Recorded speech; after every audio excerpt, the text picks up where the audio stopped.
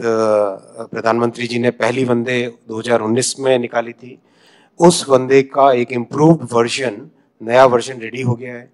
इसी अगस्त के कुछ ही आने वाले कुछ ही दिनों में वो भी निकलेगा। तो एक टोटली नया जो एक्सपीरियंस आ रहा है, उससे एमपीज में, पब्लिक में, सब जगह से नेचुरली एक एक्साइटमेंट है, नेचुरली एक जो हमारा एस्पिरेशंस है उनके प्रति नई जागरूकता भी है। तो वो जरूर रिक्वेस्ट आते हैं और मैं उनका तहे दिल से स्वागत भी करता हूँ।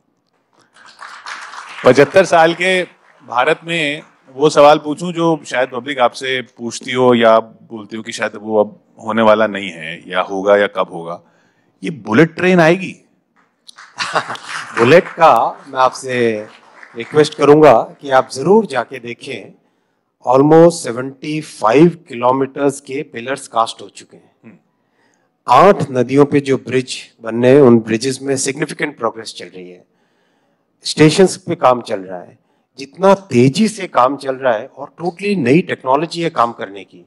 और महाराष्ट्र में जैसे ही नई सरकार आई, तुरंत उन्होंने परमिशन दिया और हमारी टीम ने भी दिन रात काम करके जिस दिन परमिशन मिली उसके 6वें दिन तक टेंडर भी इश्यू कर लिए। तो काम तेजी से हो रहा है और जरूर बहुत जल्दी भारत का ये जो सपना है बुलेट ट्रेन का, वो सपना पूरा होगा, 100% पूरा होगा। 5G का तो आपने बता दिया अक्टूबर में है, ये कब से उम्मीद करें?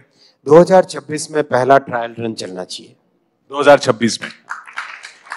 रेलवे देखिए जन जन को टच करने वाला सेक्टर है। आज भी अगर हम देखें तो देश में 2.5 करोड़ पैसेंजर्स डेली रेलवे से यात्रा करते हैं। 800 करोड़ एनुअली रेलवे से यात्रा करते हैं। तो बहुत बड़ा फोकस है कि पैसेंजर्स का एक्सपीरियंस एकदम पूरी तरह से बदले। जैसे अगर आपने देखा आज रेलवे स्टेशंस कितने साफ हैं। 7-8 वर्षों में, 8 वर्षों में जितनी मेहनत हुई है स्टेशंस पे, ट्रेन्स पे, सेफ्टी पे, पंक्चुअलिटी पे, एक टोटली न्यू एक्सपीरियंस लोगों का है। अब उस एक्सपीरियंस को एक नए लेवल पे लेके जाना है।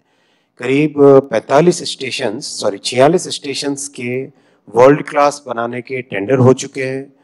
उनमें से कई टेंडर्स अवार्ड हो चुके हैं, कई जगह काम चालू हो गया है।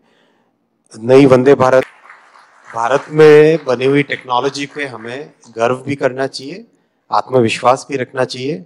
और ये आत्मनिर्भर भारत का एक ऐसा एग्जाम्पल है। सारी दुनिया आज इस टेक्नोलॉजी को देख रही है। जहाँ बाकी देशों में 1 किलोमीटर पे करीब 1.5 से 2 करोड़ का खर्चा आता है इस टेक्नोलॉजी को लगाने में, हिंदुस्तान में बनी हुई ये टेक्नोलॉजी करीब 50 से 60 लाख रुपए का खर्चा आता है। इतना बड़ा डिफरेंस है। लेकिन मन में कुछ ख्याल तो आया होगा कि इसमें इंजन में बैठा हूं, ये इंजन की टेस्टिंग हो रही है, पहली बार टेस्टिंग हो रही है, दूसरी तरफ रेलवे बोर्ड के चेयरमैन है, इंजन टकरा गए तो? अधिकारी बहुत कह रहे थे कि मत बैठिए मत बैठिए मत बैठिए, हम टेस्ट कर लेंगे। लेकिन अपने इंजीनियर्स पे मुझे गर्व है, मुझे कॉन्फिडेंस है। इस टेक्नोलॉजी की एक और खास बात है, अगर आप देखें सेफ्टी इंटीग्रिटी लेवल एक सिल 1, सिल 2, सिल 3, सिल 4 इस तरह का होता है। ये टेक्नोलॉजी सिल 4 सर्टिफाइड है, जो हाईएस्ट लेवल ऑफ सेफ्टी होता है। इसका अगर हम आम भाषा में इसका मतलब समझें तो 10,000 वर्षों में एक एरर होने की संभावना, 10,000 वर्षों में एक एरर होने की संभावना। मुझे एक्चुअली बाकी लोगों को बहुत शिकायत है कि आप फोन नहीं उठाते। रात में आखिरी मैसेज कब देखते हैं? थोड़ा सा मुश्किल से रहता है, काफी पेंडिंग रह जाते हैं। ये जब सोशल मीडिया पर जिम्मेदारी की बात आती है, ये जिम्मेदारी, अब हम 75 साल के हो गए हैं, ये जिम्मेदारी कैसे आएगी जब 5 साल से 80 साल के व्यक्ति के पास सबके हाथ में फोन है? अगर हम प्री कोविड वर्ल्ड को देखें और आज की वर्ल्ड को देखें तो दोनों दुनिया में एक बहुत बड़ा डिफरेंस है। कोविड के दौरान डिजिटलाइजेशन जितना तेजी से आगे बढ़ा, करीब करीब हर सर्विस, चाहे एजुकेशन हो, हेल्थ केयर हो, एंटरटेनमेंट हो, ओटीटी प्लेटफॉर्म्स मैच्योर हुए। एक totally new way of living has happened because of Covid.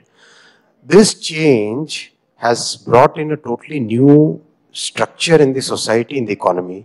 आज हमें जरूर ये देखने की जरूरत है कि हमारा जितना रेगुलेटरी फ्रेमवर्क है, चाहे टेलीकॉम का फ्रेमवर्क हो, चाहे इंफॉर्मेशन टेक्नोलॉजी एक्ट हो, हर चीज को एक कॉम्प्रिहेंसिव फ्रेमवर्क में देखने की जरूरत है, जिससे कि इस दुनिया में जो इनोवेशन का इकोसिस्टम बना है उसके हिसाब से हम सारे अपने रेगुलेटरी स्ट्रक्चर को बनाए। उसमें सोशल मीडिया हो या सोशल मीडिया पे आप जैसे चैनल्स का जो मेहनत का काम है, जर्नलिस्ट का मेहनत का काम है, उनको प्रॉपर रेम्यूनरेशन मिलता है कि नहीं मिलता है, इन सब चीज़ों को बहुत ही एक कॉम्प्रिहेंसिव तरीके से देखने की ज़रूरत है।